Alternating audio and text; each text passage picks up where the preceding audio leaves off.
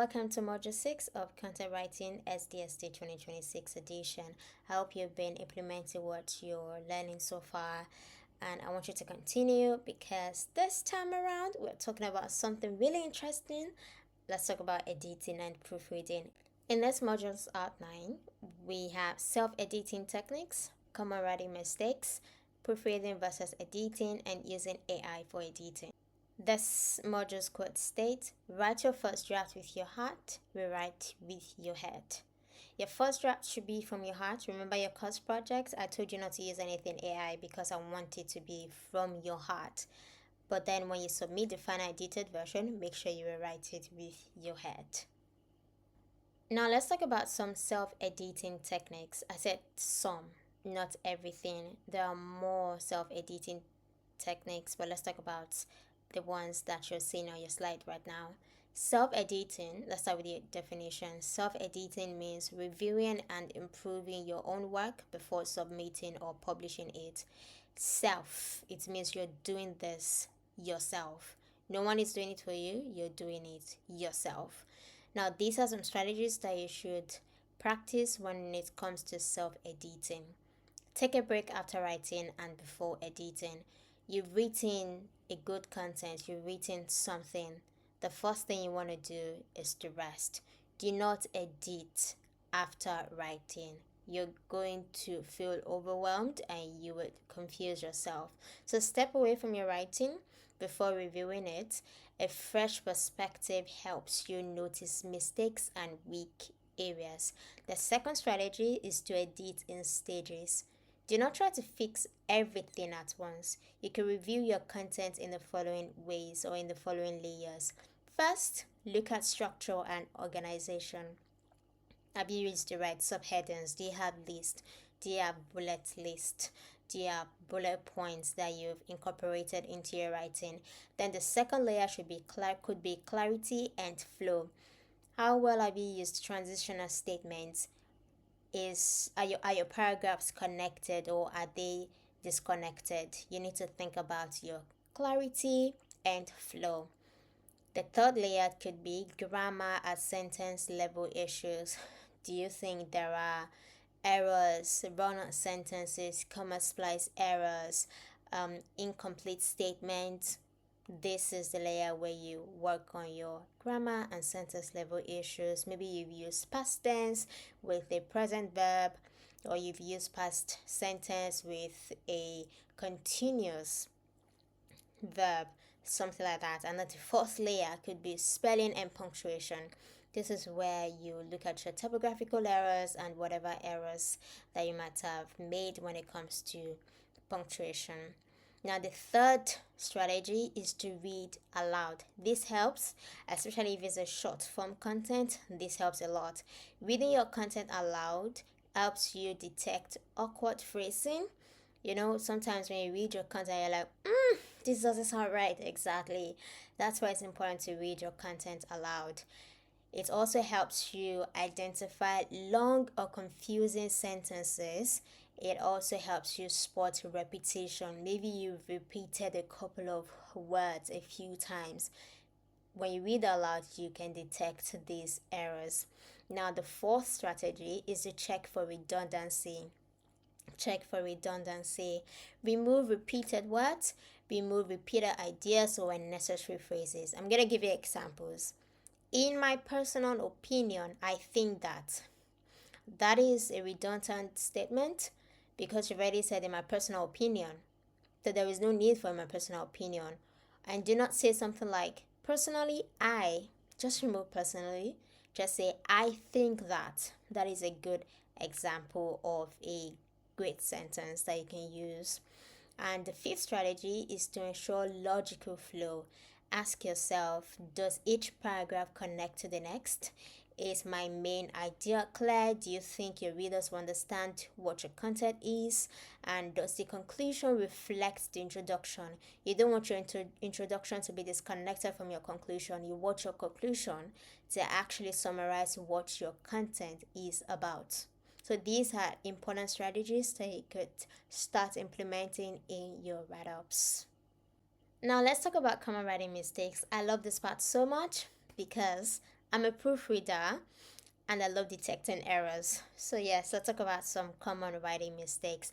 The first error we'll be looking at is run-on sentences. Run-on sentences, and this means two or more independent clauses joined incorrectly. I have a couple of examples for you, so kindly read them.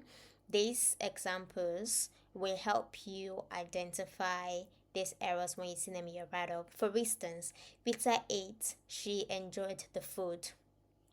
Rita ate is a complete sentence because it has a subject and it has a verb.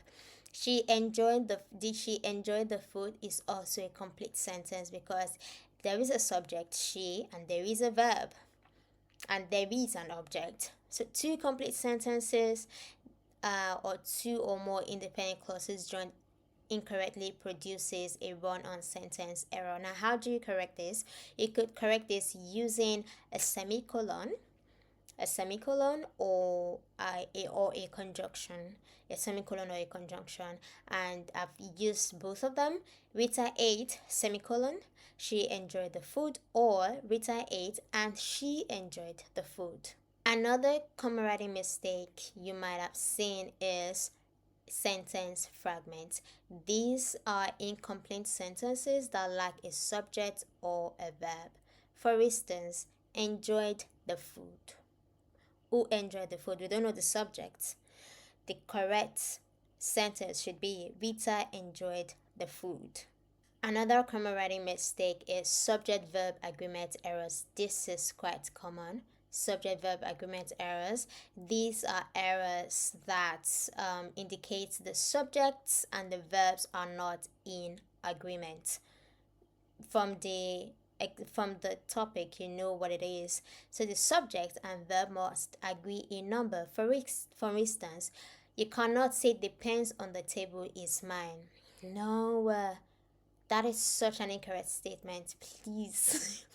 The correct statement should be the pens on the table are mine, or the pen on the table is mine. You need to ensure that the subject agrees with the verb. The subject here is pens. Pens represent the subject, and the verb here is. Okay, so the subject and the verb must be in harmony. Wordiness is another common writing mistake. Wordiness, using more words than necessary. If you want to say something like something happened and then you want to explain why it happened, do not say something happened due to the fact that is a long word. Okay, so you want to say something like something happened because of. So do not say something happened due to the fact that. You can always use because of. Another example that I'm going to give when it comes to wordiness is using words like very. If you want to say someone is beautiful, do not say she is very pretty. Just say she is beautiful. Very is a word that you don't usually use, that you don't usually need. You use it, but you don't need it. Another common writing mistake is the inappropriate use of the apostrophe. Inappropriate use of the apostrophe. For instance, you cannot say the cat has eaten it is food. No, it should be the cat has eaten its food. And you cannot also say the cat has eaten its it food. No, it should be the cat has eaten its food. If you want to say it's raining, the short form for it is raining is it's raining. Do not say its raining. I don't want to see that. I really don't want to see that. It apostrophe is raining. It apostrophe s raining. It's raining, not its raining. I hope this makes sense. I know we forget to use the apostrophe appropriately, but in this case, it apostrophe s is different from its. Okay, it apostrophe s is a short form of it is, while its is a possessive pronoun. I don't want to say it's well as its well. It should be it apostrophe s well. I don't want to say I'm well as am well. or I am well. It should be I apostrophe M well, or IAMWELL. Okay? Now that we've talked about some common writing mistakes, let's look at proofreading and editing. Proofreading is usually the final step before publishing, is the final biggest step before publishing, while editing may involve rewriting sentences or reorganizing paragraphs. Now, proofreading focuses on spelling, grammar, punctuation, while editing focuses on your content structure, the content flow, and how clear your content is. Now let's talk about using AI for editing. AI tools can assist but should not replace your review. You're still the owner of your content. So AI should only help you and not take over. Now you can use AI for the following. You can use AI to identify grammar errors. You can use it to suggest clearer phrasing, check readability, and detect repeated words. Important reminders about using AI. Always review AI suggestions because AI can also make mistakes. So ensure that whatever suggestions AI has given to you, double check them. Okay? Do not accept changes blindly. Do not trust AI blindly. Ensure the tone remains consistent with your voice. AI could suggest toning it down a bit or improving the tone. In all the suggestions, ensure you still have your originality. Then fact check any content revisions. I know AI is great, it's a support tool, it's powerful, but it should not be a substitute for careful editing. You still own your content, so make sure you maintain your authentic voice. Let's talk about proofreading tools. These tools are to help you.